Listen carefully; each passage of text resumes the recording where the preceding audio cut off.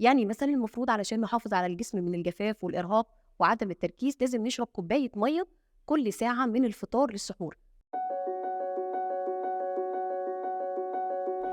طبعًا إحنا كأمهات إحنا multi taskers وفكرة إنه ورانا حاجات كتير والمهام ما بتوقفش في رمضان، فالصبح الشغل وبعد الفطار بنروح مع أولادنا التمارين وبنعمل حاجات كتير أوي، فنصيحة من حضرتك إنه إزاي الأمهات تقدر تبقى بكامل نشاطها وخلال فترة الصيام وخلال رمضان عمومًا. علشان نحقق التوازن ونقدر نحافظ على نشاطنا أثناء فترة الصيام الطويلة، إحنا لازم نهتم بنوعية الأكل اللي إحنا بناكله يبقى غذاء صحي متوازن، وكمان نهتم بكمية السوائل اللي إحنا بنشربها على الفطار.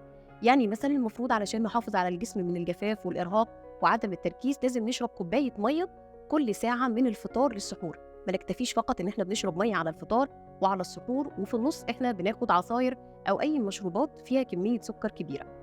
لازم كمان إن هي تهتم بالغذاء الصحي المتوازن في وجبة الفطار ووجبة السحور، زي ما قلنا تبقى تحتوي على البروتين، النشويات المعقدة، وكمان الخضار.